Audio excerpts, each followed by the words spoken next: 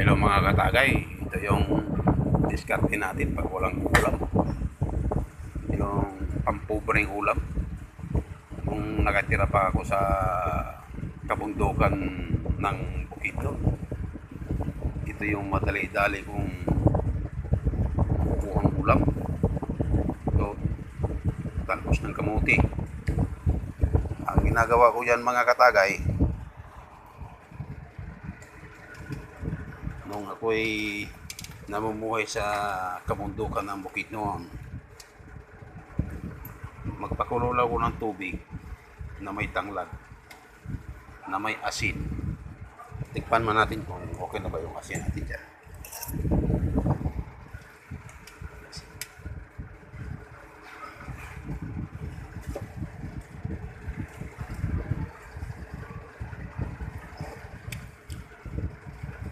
Pwede na. Yan. Tanglad. Pakulo lang ako ng tanglad. Lagyan ko ng asin. Tapos ilublob ko na siya. Yan ang menu for today. Talbos ng kamote. Yan lang. Yung iba, naguluhan na nung ulam. Simpleng ulam lang gagawin kasi. Simple lang yan, ulam. Basta mayroon ka lang asin. Ang nakatira pa ako sa Malibalay.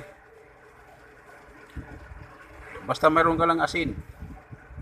Solve na yung pagkain mo. Yun. Kuha ka ng mga talbos-talbos dun. Talbos ng hagpa, talbos ng saluyo, talbos ng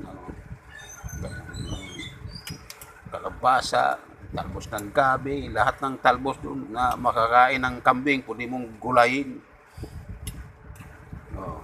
Awag lang alingatong. Hindi na magugulay yung talbos ng alingatong. Mamorder na tayo doon. Yan, tikman natin yung sabaw natin. Oh. Sarap. Sarap. Boss, Ay, parang manipis na lambre. anong mapis na lambre? Ito, number 14. Oh, ganyan lang nga din.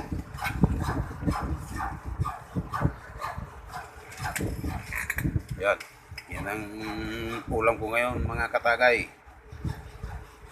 Nagpakulo ako ng tanglad sa tubig na may asin, tapos yun, ilublob ko na yung talbos ng kamote. Tapos mainit na yan, huwag na pakuluin, bumunutin na natin ulit. Bunutin na natin para di masyadong malata yung ating,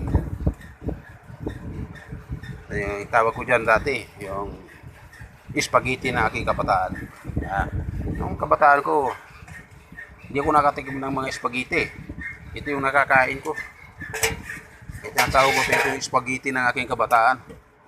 Yan, tinan mo yung spaghetti ng aking kabataan. Oh, ganda.